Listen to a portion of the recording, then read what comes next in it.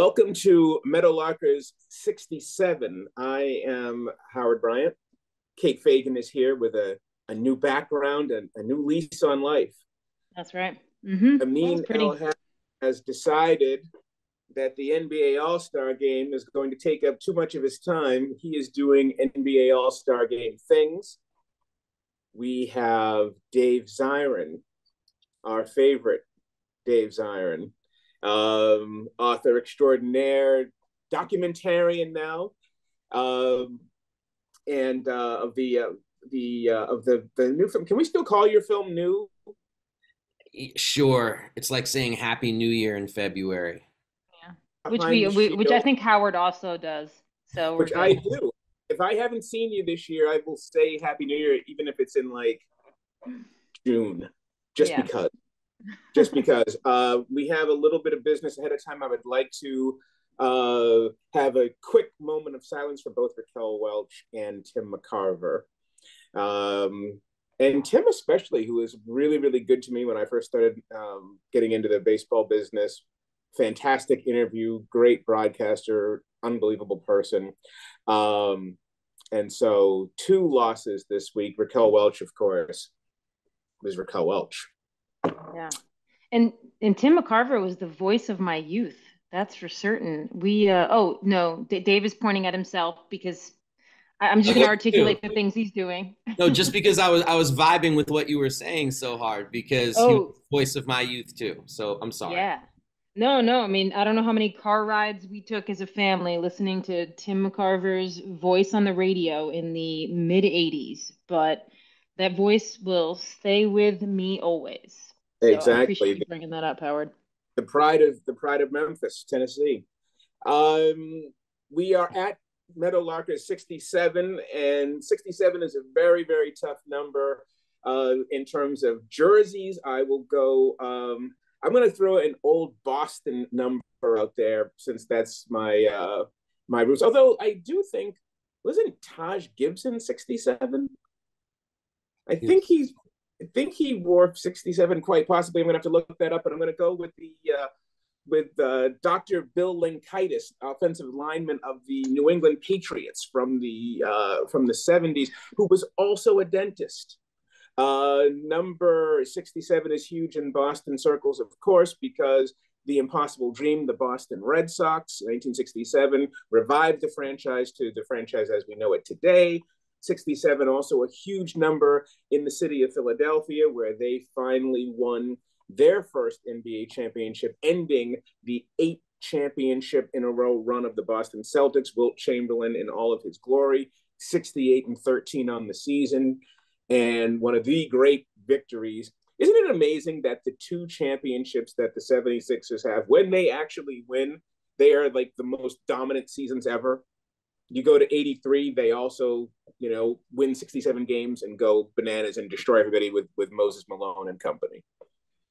So are we to believe maybe that means they're not going to win this year because it's not fully dominant enough? Yeah, I don't think they're good Perhaps. enough to win. Yeah, exactly. Yeah. Right. Other business here. I don't think so. I think we're good. I think the theme of today is the Super Bowl in America. We have Super Bowl sort of hangover. I think we have Dave in here to sort of talk about all the things that we saw. Kate, I have numerous questions for you. To me, I had a feeling for years. I've always felt like for the last several years that the Super Bowl has essentially jumped the shark, to use the great Happy Days. It's time to try something different, but it still is the money maker. It's the big dog. $7 million per 30-second ad is the ad rate this year. Just the spectacle gets bigger and bigger and bigger. And the Super Bowl went out of its way this year, in my humble opinion, to make sure it covered all the boxes and checked all the boxes, while at the same time sort of doubling down on certain really uncomfortable panders. And Dave, as the architect behind the shield, I want to just go straight to you and ask you, what were your thoughts of 2 quick things? Number one, the all-female flyover that was positioned as progress in this world of militarization, and also the continued doubling down and co-opting and remaking of Pat Tillman. Wow, a couple of light topics for me. Thank you there. Yeah, just dive right in. We're just going. I thought I was going to be asked about the trade deadline and whether or not that was a holding penalty. So just a couple of things. I got to take care of a little business too here, if it's okay. First of all, number 67 for me will be Sean Doolittle. Somebody, he wore that number. We know. Was 7? I thought he did. With the Nationals? Not with the Nationals, not for his whole career, but I thought he flagged 67 for a while. Go on.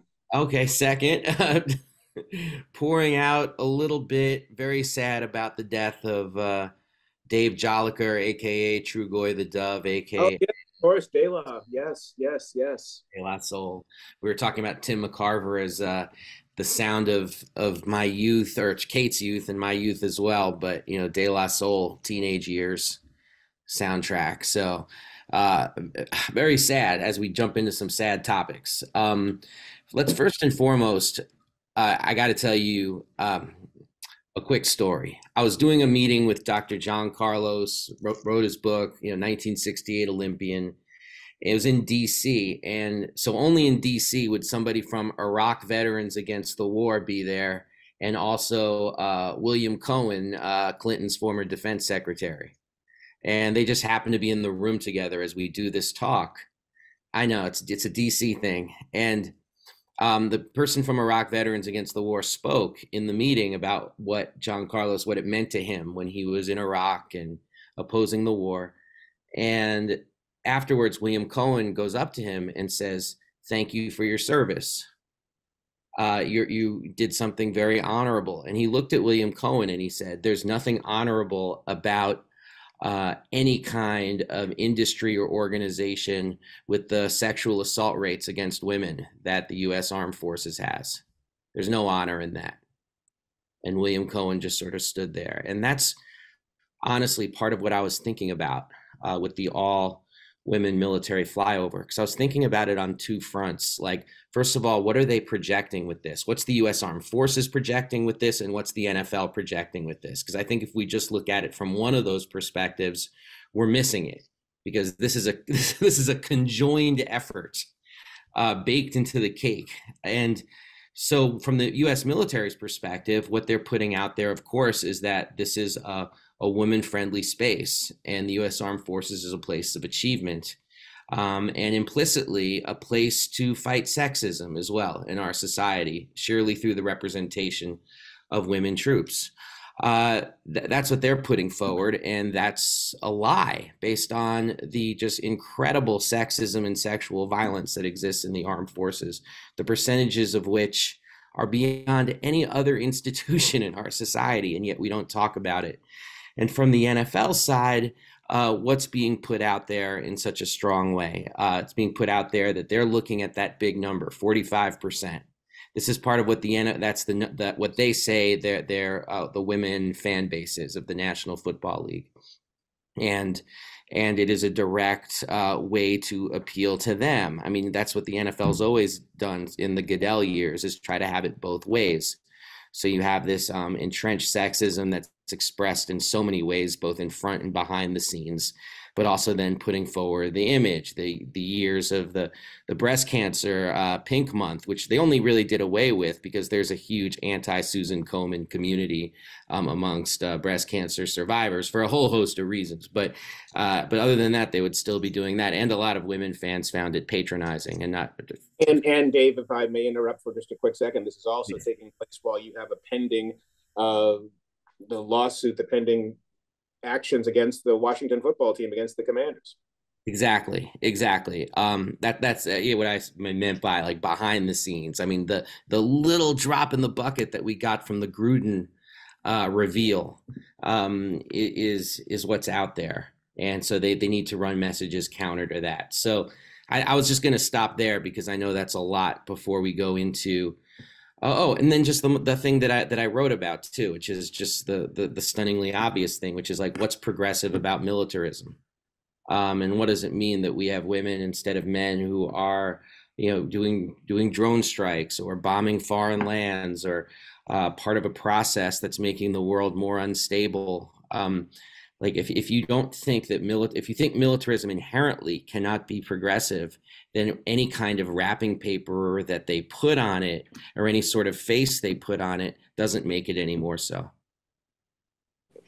Yeah. When I was thinking about kind of the topic today, Howard, and I know we were kind of texting about it all week, the Super Bowl, and, we're taping this on Thursday. So the Super Bowl has been talked about a lot for the last week, and trying to figure out what it was that I kind of was thinking about and witnessed when I was watching the game and all of its um, pomp and circumstance on Sunday. And in preparation for this podcast, I was, one of the things that stood out to me, and Howard, I'm sure you were going to get to it, is the he gets us commercials that were airing during the game. And so I didn't want to be one of those people, and I try never to be one of those people who just like talks about something like He Gets Us and doesn't actually at least go do some reading about what it is they're supposed to be about. Because there is a part of me that thinks, well, if there is some campaign about religion and Jesus, and they want to take a different stand, and they want to actually be about what Jesus was about, well, I don't want to just dismiss it outright without going to look and see what He Gets Us is about. So I spent a lot of time reading about He Gets Us on their website, trying to understand what this kind of new packaging around Jesus was going to be. And there's certain parts, if you go and you're reading about this He Gets Us, where you think they're kind of hinting that they're going to be taking stands that make sense to me in 2023. Like there's the part where it's like, Jesus was a refugee. And then you think if you click through and you hear what they're saying about Jesus, that they're going to be saying, and therefore, like, if you're going to be a follower of Jesus, you should be in support of supporting refugees, or like you should have different stands on immigration. And you can, and on this website, my point, and I will try to tie this all up, but like on this website, like every link I went to try to read about, well, okay, if Jesus cared about, those who were oppressed when He was alive, then I click through and I'm like, well, what is their stand on racism? What is their stand on Black Lives Matter? Like the point being that this entire website was a whole lot of nothing, really, right? Like the same way that you see the Super Bowl and you see the NFL be about something until you actually see if there's any there, and there's never any there. There's never any like actual stand about something. And I thought, like, in doing that research about He Gets Us, and in thinking about like the flyover with the all female flyover, we'll call it, like the U.S. military, the inspired change, the He Gets Us, like my biggest takeaway from the Super Bowl once again was like the vapidness beneath there. I mean, I don't even know if there's anything but the vapidness of it. I mean, obviously the game itself, and we could talk about the game itself, but all the packaging around it, I'm like, it just seems like it's getting trickier and trickier to decipher what the packaging is and what our takeaways are supposed to be, because it's becoming so nuanced compared to what it might have been 30 years ago. It's just getting more sophisticated in how it's trying to package things to us. Well, it's either getting more sophisticated or less sophisticated in Right. terms of we are going to sloganeer and try to cover every single constituency that we think, every area that we think might be a potential fault line. We are going to address without necessarily supporting it or just give it its airtime. And the Super Bowl, to me, has always been the advertiser showcase. It was the way to, what did we talk about with the Super Bowl? We talked about the commercials as much as we talked about the game. That was one of the appeals. And the sport itself, what it would say about America. And in fact, each Super Bowl, to me, when you really watch the entire game, you watch all the advertising around it, there's a theme there. There is something that's being sent to you as a consumer, that this is where we stand as a country. Two examples really stick out to me. I think one was either 2012 or 2013. It seemed like, actually even before that, I think it was 2011, every single commercial had somebody dressed in camouflage. So there was this, it was, around the 10th anniversary of 9/11, and the marketing was this welcome home, all commercials about the returning soldiers, and each commercial had a flag in it, and you could see that you were being sent a message about what the marketing themes for the country were going to be leading up to for the rest of the year. I mean, it was 2012 or 2013. There was one, all of a sudden, every single commercial. I was like, does every commercial have an interracial relationship in it?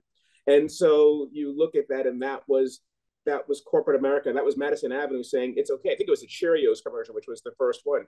It's okay now to have interracial marriage be that we can sell that we're not going to lose now if we try to sell that. There was one year where, I mean, obviously the car companies, back when they dominated the Super Bowl advertising, they were telling you, okay, here are the color, even down to the colors of here are the cars that you're going to be buying that we're going to really sell this year. And of course, last year, in a huge departure, last year it was all crypto ads. Remember, it was crypto. Whether it was the Larry David commercial, Tom Brady, all of this was being, the crypto boom was on. And now, of course, I don't think there was a single crypto ad this year because the entire industry is cratered and it is rife with fraud. So to me, I think one of the things that I get most out of the Super Bowl is, what is this massive, all eyes are on us spectacle trying to say about America in any given year? And I think, to your point, Kate, and to your point, Dave, you also had to add, you had the juxtaposing Black national anthem with Chris Stapleton then doing the national anthem. So you had being appeased, but you also had the country westerns, the Southerners also being appeased. And so what, Kate or Dave, Dave, you can go on this. What did you think that this year's Super trying to tell us about America? Well, the starting point then is, what is America right now? And I think America is engaged in a total period of regressivism and reaction, which largely stems from the 2020 protests after the police murder of George Floyd.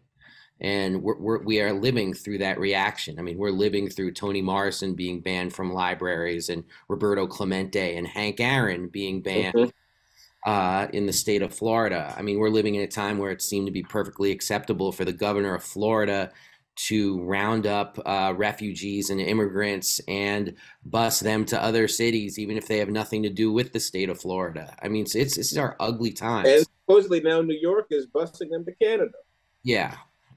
Eric Adams in full effect. But that's only part of what's happening right now. There's this other part too, where there is a young generation that's extremely restive. And that young generation is a generation that's more diverse and less tolerant of intolerance than any generation in history.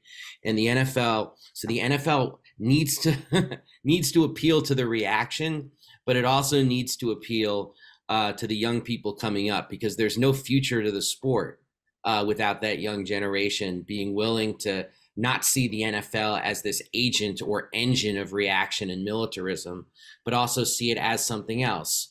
So you do get Cheryl Lee Ralph alongside Chris Stapleton. You do get the commercials that have like the Jesus ads, which have very, very shady organizations behind them funding, like the Hobby Lobby. Right, yeah. It's a shell game, and which is exactly why, to speak to Kate's point, that the website is so vague, because there's a great article in People magazine about the way they're operating this, and I've never heard that in my life. A great article in People magazine. You're breaking. Oh, they do some good stuff. I don't think I've ever. That's not a routine sentence. You don't hear that one that often. Yeah, no. People magazine and Teen Vogue have kept me sane these last few years. So but alongside the Jesus ad, like what you said, not only interracial couples, but same-sex couples populating commercials, particularly always in montage commercials, which is interesting. Like, look at these couples opening up their new phones, and like I'll wait till there's just a same-sex couple for the entire ad. I guess Roger Goodell doesn't think we're there yet. So what I saw from like the entire day was like this uneasy dance between wanting to connect with the base of their fans who are in a period of frothing reaction and another group of their people that they're desperately trying to court, who they have put a lot of chips in the middle of the table over the last 2 years to try to court. Putting end racism in the end zone as empty as a gesture is one that they know is going to piss off one segment for the purposes of appealing to another. And let's use one example. And so I think that that's what I got out of this, is that we're living in scary times, and the NFL is trying to see itself as some kind of unifier, but largely for, of course, commercial ends. Yeah. Okay. And if I'm going to pivot, the question, Howard, just being like, what watching the Super Bowl, kind of what does it say about America? I think Dave hit a lot of like the key points about some of like the broader social issues.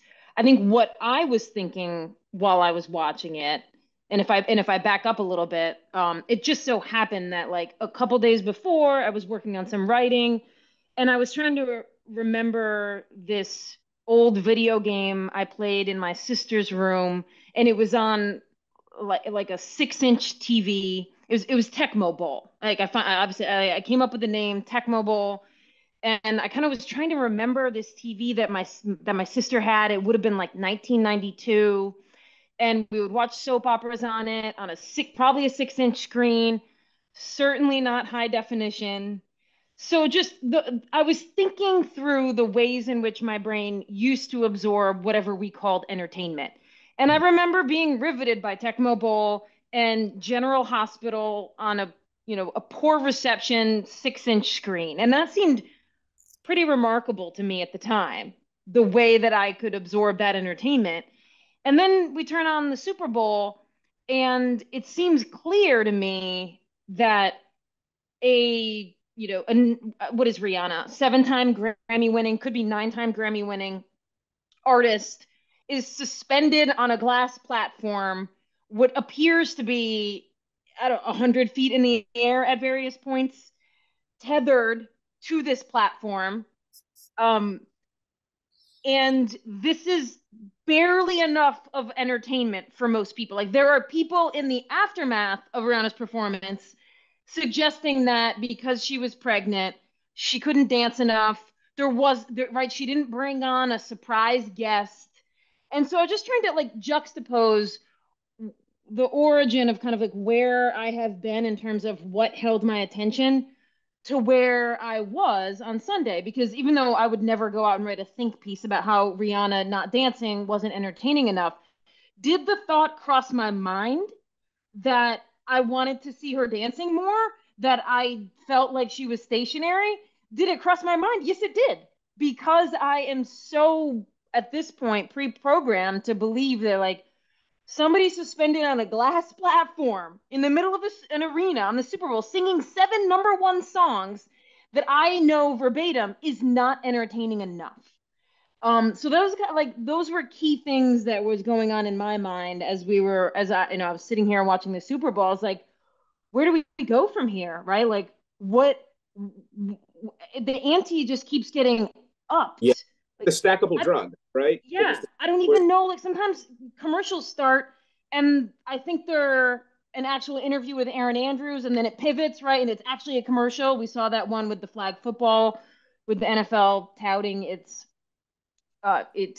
young female players and wanting to like have all kids be playing football and flag football. But like, yeah, what you've become. Yeah, and I just like I really am kind of baffled at this point about like we're kind of gaslit on it. Like, I don't remember thinking that Tecmo Bowl I needed 64-bit graphics, but like, yeah, it has gotten to the point where Rihanna slightly bored me on Sunday, which is baffling to my brain. I just thought it was one of the most elaborate and expensive pregnancy reveals in the history of elaborate and expensive pregnancy reveals. It was all of those things. And I think that's one of the things about the Super Bowl. And I think you also have to remember as well that I'm the oldest one of this group. And our generation, generally speaking, I think, Dave, you and I are closer to the same generation. Kate, you're a generation before me, I believe. We have spent the majority of our lives watching the growth of this spectacle. Like there are two things about my life that I always find sort of fascinating in terms of origin, because normally with everything else, it was there when you were born, when you got here. Hip hop, rap music was created in my lifetime. I have been alive for the entire creation of this genre of music. And the Super Bowl. I am not older than the Super Bowl. Super Bowl is older than me by a year. I remember my first Super Bowl I remember the first one that I was Super Bowl 9, was Vikings Steelers. That was the first one. Obviously, Super Bowl 10 was the big one, Cowboys Steelers, and then the ante has been raised ever since. It just got bigger and bigger. And then I also, of all of the Super Bowls, I remember missing one. I missed Elway's second. I was in Guatemala and there was no reception. I couldn't watch the game. So when the Broncos beat the Falcons, that's the one Super Bowl that I've missed. So we're watching this as very differently than somebody, say, who was born in 2020 or something, 2020, or somebody who was born in 2010, or someone who was born in 1995. We have watched this thing continue to grow and morph and morph. And Dave, I want to throw this out to you. Do you see, the money just keeps getting bigger and bigger, but is there a law of diminishing returns? I was watching this and I was thinking that because of the obviousness of all of these band-aids, of all of this pandering to all of these divisions, maybe we need more game. Maybe we don't need it, but obviously you're not going to go back. But I found myself less riveted by the Super Bowl spectacle and more interested in just the game itself. I mean, do people remember that Joe Montana threw what should have been an interception and it was dropped in that famous final drive that they won 20-16 over the Bengals, the 93, where Montana looks in the crowd and sees John Candy and says, "Hey, look, it's John Candy." And everyone's like, "That's the coolest guy in the world. That's Joe Cool." People don't forget that he threw the ball into somebody's chest right before that touchdown throw to John Taylor. Just as people forget that Eli Manning threw an interception to Asante Samuel before the David Tyree catch, and Samuel dropped it. And I raise that, and that's a great example too. But I raise that because I think one of the reasons why the holding penalty pissed people off so much, and it pissed people off in a way that those other examples won't, isn't just because of the referee intervention, but it's because I think these times right now are so desperately grim for so many people that the game and the incredibleness of the game, and it was an incredible, dramatic game with very little referee intervention and heroic performances across the board, except for the defensive lines of the two relative teams. But when that holding thing happened, it almost like it burst a bubble where it took away this feeling of, hey, wait a minute, we're actually entertained. Hey, wait a minute, the whole country basically, or 3/4 of it, is watching this at this moment. Hey, wait a minute, everything is so incredibly overwrought right now, whether it's, the pressure on Jesus, he gets us, or the pressure on corporate sown diversity that I don't think quite gets being beamed all of these things. I want to get to the penalty in just a second, but before we do that, I wanted to go one other place because I think we need some time on that. Where I wanted to go before that was Damar Hamlin is sitting in the same row with Roger Goodell and the Kelsey mom. And so the Kelsey mom, I like it. And so I'm watching this, and it continues to really bother me that this has been framed as the moment that brought the country together.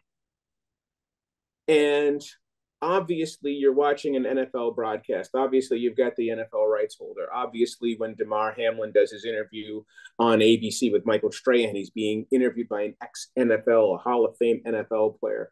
And he's being interviewed on a rights holder network, which is Disney, which is ESPN and ABC. And so all of these things combined have created an acceptable narrative that the Damar Hamlin moment is its own unifier. And I'm like, let us not forget that in a sport where you have players who just recently last week sued the NFL for better health benefits, where we've been talking about all of these issues for decades now, where you added another game to the season, despite the safety concerns, a guy died on your field. He had to be brought back to life on your field this season. And I just will remain conflicted by the overdoing of sort of marketing this and the underdoing of discussing really sort of what we saw. And in that ABC interview, they showed him getting hit and collapsing to the ground 2 or 3 times. And yet for the last 3 weeks, the discussion of the game itself and what the game does to the body and the rest of it, not a word. No, it was a pretty silent Roger Goodell's State of the League press conference when it came to that issue and the issue of black coaches, the firing of Steve Wiltz.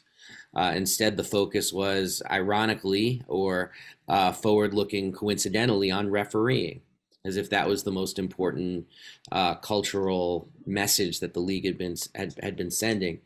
No, but I don't believe in comparing NFL players to people who actually fight in wars, but the NFL sure does.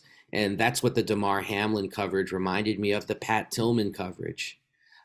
This idea that someone could actually die, and yet the NFL can spin that into something else, the same way the military can spin Pat Tillman's death into something else, because each of those people who hurt so terribly, I'm thinking about like the Tillman family, and I'm thinking about Damar Hamlin himself and his recovery and his family. All of these folks are basically collateral damage to the NFL's own objectives, and the military's own objectives, which is to take these deaths, which should condemn the institutions themselves, and instead spin them into storytelling gold.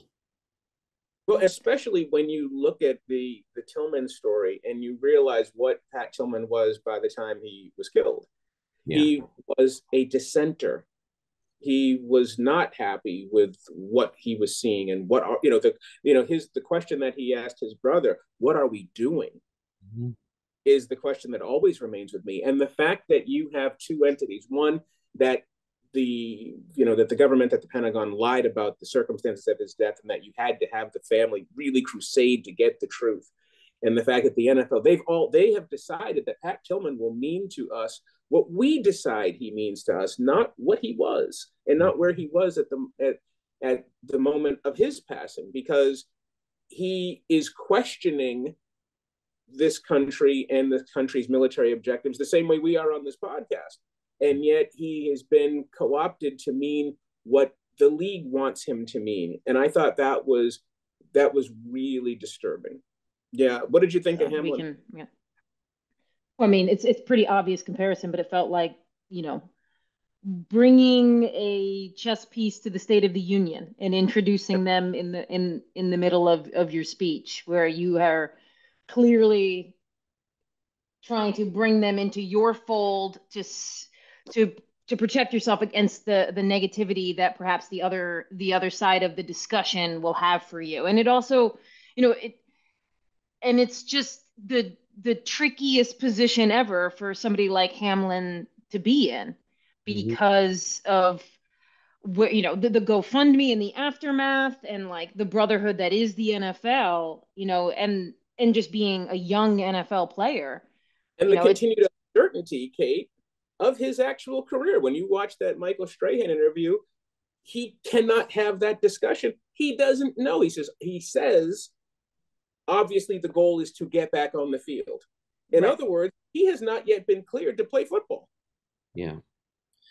And, it's not dissimilar with Pat Tillman's family as well. I mean, Pat Tillman has a foundation. The NFL supports it.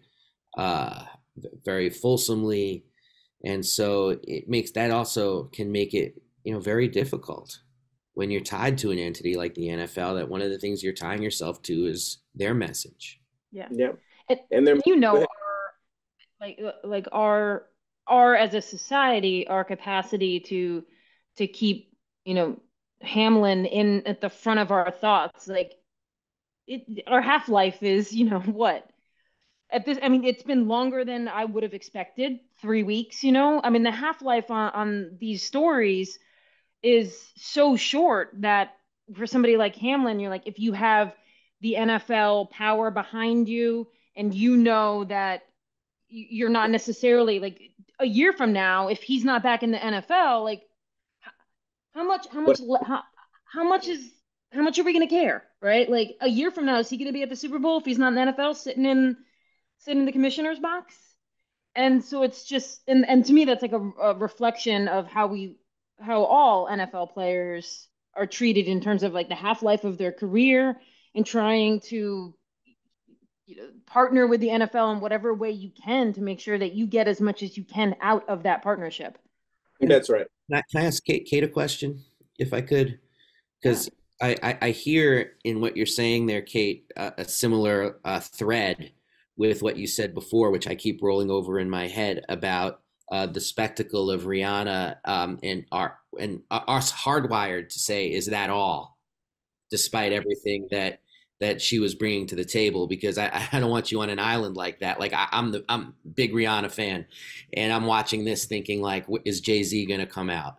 Is there going to be falling water with an umbrella? It's just this expectation of spectacle. And I just want to know, like, when do you think we as a culture, to use the phrase Howard used, jump the shark on this? Is it really as trite as saying that we all got phones and therefore everything seems slightly boring?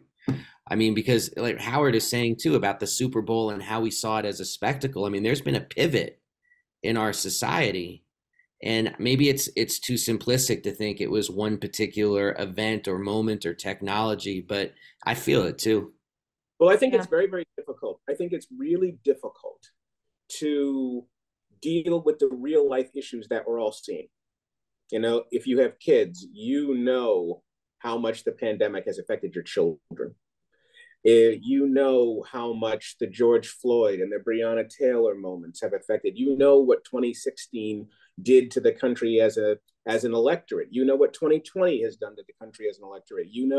Going all the way back to 2010, and we're talking about Occupy 2009, Occupy Wall, all of these things. When you go back and look at where we've been for the last dozen years, it has been a tumultuous period. I mean, a really, really traumatic, tumultuous period. And when you try to piece all those things together, and your mandate as a business is, we need to be a $25 billion industry, the pressure on them to hold all this together is also enormous. And so what do you do with it? You create this kaleidoscope, this sort of this gumbo of disparate images and ingredients that don't necessarily mix together, and you stick them all into this one pot in the second week or the first week of February. And you can see it. And maybe what it is that these fractures and that these issues are so big, you can't just slogan them. You can't just put a label on them. And it's becoming more and more obvious.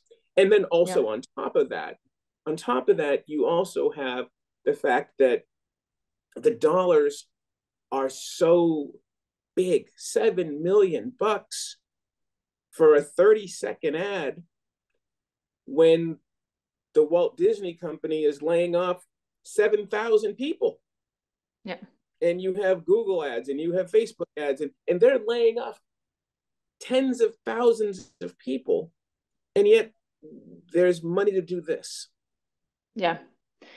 And Howard, to your point about like the gumbo, I guess, of the Super Bowl. I mean, I felt like I was witnessing it firsthand in my household, because my mom's in town and one of her friends also came down from upstate New York, so they're like late 60s. So they don't listen to Rihanna. That doesn't mean that people in their late 60s don't, but they're watching the Super Bowl, and like there's one T-Mobile ad with Bradley Cooper and his mom, and they're like chuckling along to it, and that's for them, right? Yeah. And then Everybody the gets halftime comes. advice for Yeah, everybody. and then the halftime comes along, and like they know that like my wife and I were loving it, but again, loving it, but also like, when's the surprise coming? What's And next? I But hope she's they're, not afraid of like you are, Kate oh Fagan. my God, yeah. Whew. I was putting myself up there. I'm like, how is she singing? How did she turn around while on that platform? But, and my mom and her friend are sort of like being respectful to us because we're into Rihanna at halftime, but that's not for them. And it kind of reminds me of the age-old saying, like, you can please all of the people some of the time, but the Super Bowl is trying to please all of the people all of the time. It But was to, the yeah. Go ahead. When Dave was asking that question about like, not that there's one moment in time, but in framing that question of like, why were we thinking like, when's Rihanna's surprise guest coming, or is there going to be more? It was reminding me, Howard, of the Meadowlarkers we did on Woodstock '99, Yeah. where at the very end of Woodstock '99, what was the final match that lit that place on fire? And I don't know who was performing, but there was one performance where they were promised a special guest, and whoever performed, and there was no. The special guest was that they had passed out candles, right? Like the special thing. They thought it was going to be, some superstar performer. And it ended up being that they had candles for everybody to light for the final song. And the kids were just like, obviously now they have fire and they're angry. So, but it reminded me of like, that was '99. And Yeah. we're already, that's already trickling that way. But I do think that there's something about, I haven't put all the pieces together, but there's something about how now that I'm inside the content making machine, and we all are, like I'm inside it regardless of social media because I write and I've worked for media companies, but all of us are inside the content making machine. And we're all like going about trying to create the best content we can. And I think that that has raised, in some ways, distorted and raised the level of expectations of like, well, if Rihanna's at the Super Bowl and this is run by Apple Music, and I know what level of content on TikTok I'm having to pour in to create something creative and do something different. I think it has just like escalated. Just to attempt to answer your question, Dave, even though I think it's an unanswerable question, I do think since we all make content, it has we now judge content differently. And obviously Rihanna's Super Bowl performance is different than the TikToks you make at home, but you still know how much time and creativity go into those. Yeah, I want to switch gears as our last segment into the game itself. One of the things as we talk about the game growing and having watched this spectacle, watching this event our entire lives, is I'm an 80s kid. Kate, you're a 90s kid. And as an 80s kid, I was not treated to some of the worst Super Bowls ever.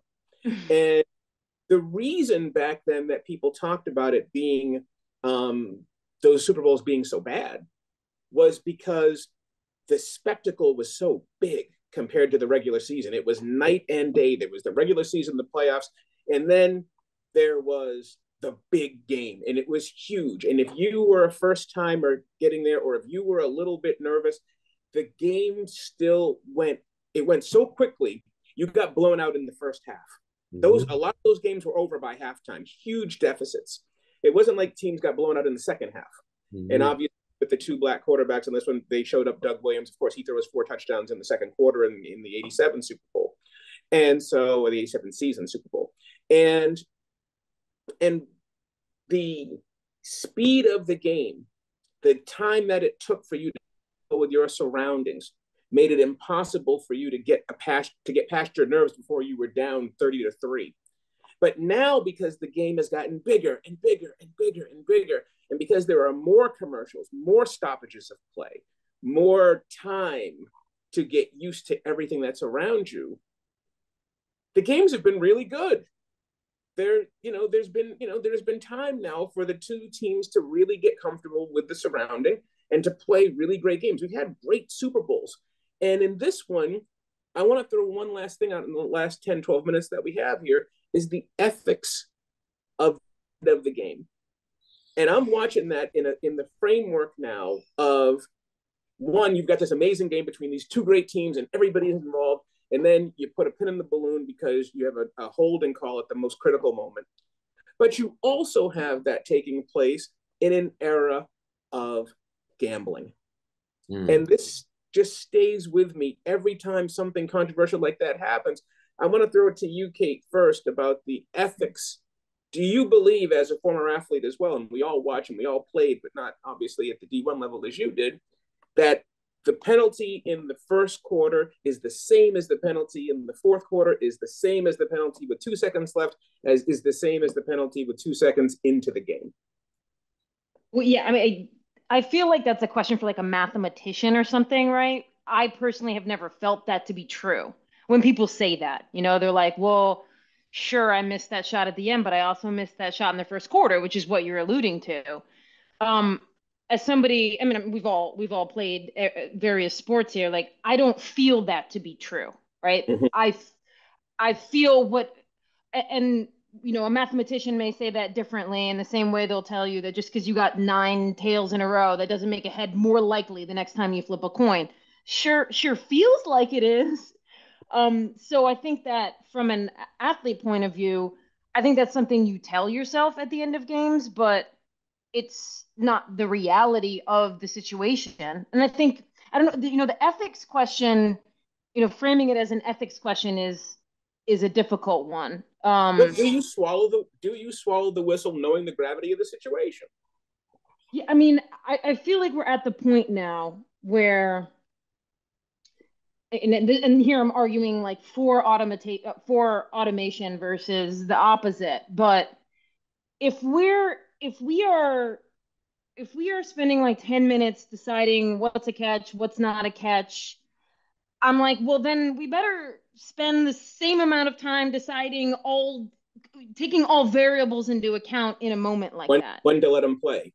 Yeah, I mean, I think I was thinking a lot, and Dave's point earlier stood out to me about like we're kind of all in the game at that moment. We're all doing the thing that sports is supposed to do, which is forget about petty differences.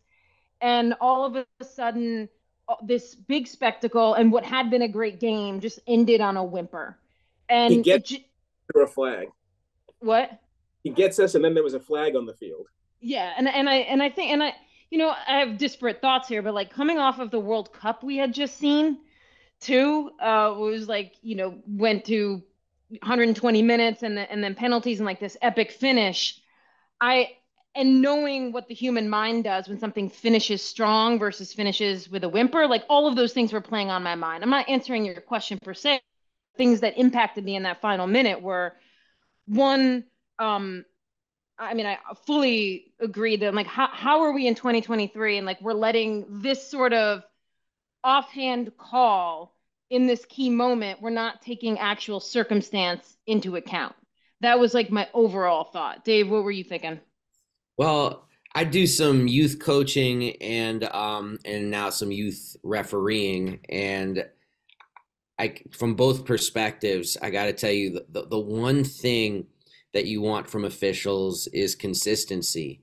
So the fact that they weren't calling this all game and then took that moment to call it makes it a terrible call to me, and an unconscionable call. And it's not just about the game going down to a whimper, but James Bradbury had been schooled throughout the previous 58 minutes to play a certain kind of a way, and they took that away as well.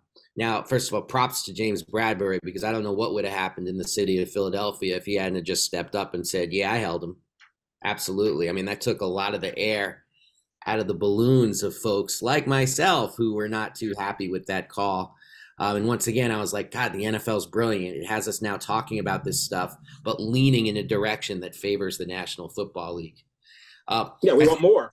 Can I say one? I'm really curious what you have to say, Howard, but just a quick thing about why Super Bowls are better. Can I just throw in with that? Of course. Yeah. Of course. Yeah. You raised some things I've never thought about before, about nerves. It makes sense, too, about the professionalization of high school sports, kids playing under the Friday night lights, just nerves being less of a factor. I've never thought of that. The things that I've thought about is, one, of course, what the league will say, which is parity is more the order of the day because of how the league is organized. But the other thing I've always thought is like, okay, over the last generation, New England or Tom Brady has played in 10 Super Bowls, and 8 or 9 of them have been classics. And I think that's because New England was never that good, and yet they're a dynasty. And if you're not that good, your margin for error is a piece of paper. And yet, you're the Miami Heat. What? You become the Miami Heat. You average 108.4 points a game, and you give up 108.1 points a game. Yes. And sometimes they would lose, these incredible games. But that was okay too, because they put out incredible product because they just weren't that damn good. Yeah. I like that this came back to taking a shot at the Patriots. I'm cool with that. Yes. Yeah. New York. And I think too, from an ethical standpoint, I don't believe in that. I believe that, yes, is the call in the first quarter the same as a call in the fourth quarter? No, because you don't have any time to make it up. The circumstances are 100% different. 1, there's no time. 2, there's plenty of time. The other is that it was a penalty. It was clearly a penalty.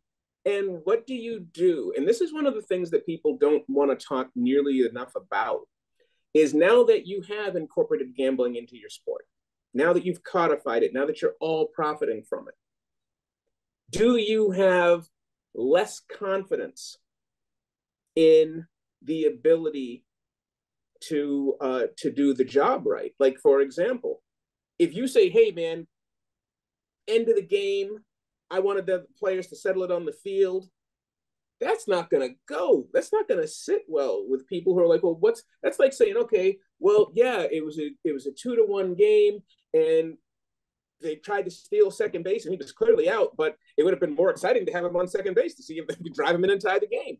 If it's a penalty, it's a penalty.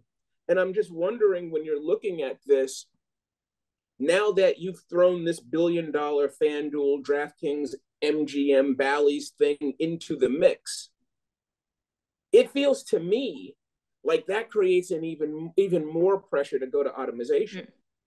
Yeah, for sure. Right. In the same way, like you'll have most blackjack tables have automatic shuffling because you're like, I'm not messing around with that. It feels like if you're, to your point, Howard, of like, if you are upping the ante, now there's billions of dollars of gambling coming in. And part of gambling is being able to understand what you know and what you don't know, and what variables are coming into play that you can't pinpoint in advance. One of the ways football is going to have to progress is to be able to eliminate the X factor of bad officiating or good officiating, as Howard is saying. Once that I've never done before in my life. I once struck out in slow pitch softball. It's never supposed to happen. Right. You are not supposed to strike out in slow pitch softball. The ball is going 4 miles an hour. Yeah. There's no way you should miss. Now, the whole point is to get it into play and have people run around and have fun. Right? Now, tight game. It's no excuse because you're supposed to hit the ball no matter what. However, this was a ball. The ball was damn near over my head. It lands in, and the umpire calls a called strike 3 in a slow pitch softball game, right? And I looked at Lloyd the ump, and this is 1993, not that I've forgotten it or anything. And I looked at him and I said, come on, Lloyd, that was a ball. And he goes, yeah, but you usually swing at that one. And so if my point on all of this is, if you are going to decide when to let them play, right, then you are running in complete opposition to where all these sports are going, which is automation. And then if you are going to decide to let them play, then why are we sitting there in the second quarter waiting around to see if a catch is a catch? If the official said it was a catch, let it be a catch. Yeah. Let them play. Yeah, I'm for let them play. And again, there are all these moments in football history that if they had been let them play, or if they hadn't been let them play, would be really different, and we'd remember entire careers differently. I mean, yeah. Colin Kaepernick. Imagine if Colin Kaepernick was in fact a Super Bowl winning quarterback. Well, he could be if they wanted to call Jimmy Smith holding on to Michael Crabtree in the end zone. and how much more difficult it would have been to blackball him and make him a pariah and all the rest if he was able to attach that to his name. And don't let anyone tell you the biggest lie in sports is it must be conclusive to overturn. What are you talking about? The number, I mean, you're watching these games and you cannot tell. So clearly the subjective nature of it is at center. I didn't have a problem with the call because on replay he held him. It was a penalty. The question, the ethics of it is not whether it was a penalty or not. The question is, do you let that ride because of the moment? And I just can't say yes to that because because what you're really saying is I'm going to decide when I'm going to make an obvious call, not a bang bang play, an obvious call. He held him not once, he held him twice. Did it take away the excitement? Yeah. Did it take away the drama? Yeah. Did it sort of, the ball catchable? And they took that rule out, right? The ball wasn't catchable. I don't think that's a rule anymore. So, I mean, all of these things are really interesting. I think the most interesting thing from all of this is the two of you. I think the other thing that is also really, that I really like about this conversation is that it is a cultural touchstone. It is a massive mega event. And every year you watch the Super Bowl, you will find something about that game and about that moment that will rear its head at some point during the year. And I go back to last year, crypto ads dominating the NFL. And this year, and then the rest of 2022, essentially being this referendum on cryptocurrency. And look what happened. So I'm wondering from what we saw this Super Bowl, we're going to be talking about as the year goes on. And not making any predictions. No predictions. And also, I think that we'll be talking, as we're talking about gambling as a teaser at some point during this year, I will make a prediction. The prediction is looking at what's happening with Major League Baseball and the regional sports networks and this Bally's collapse with the regional sports networks not making their $145 million payment and essentially expecting to file for bankruptcy. It's going to be really, this is the first sort of gambling domino. That the money's not really what everybody thought it was, and let's see where all of this takes us. I'm Howard Bryant, Kate Fagan, Dave Zirin. Adios. Or, last but not least, because I saw Dave had his hand up, do you have a final thought? Do I have a final thought? Just as great to be on with you both. I'm excited to read Kate's latest, Basketball Muses, I believe it's called. I guess. Hoop Muses. Hoops Muses. Hoops Muses. Thanks, Dave. Muses. No, it's on my list at bookshop.org because Amazon sucks, but it's on my wish list. So excited to check it out. I'm a big Simone Augustus fan, so I'm very curious as to see what y'all have come up with. Thank you. And Kate Fagan, we've got a pub date of March 7th, maybe? Yeah, you're on it, Howard. I appreciate you. March 7th it is. All right, that is it for us. And we will see you next week on Meadowlarkers 68.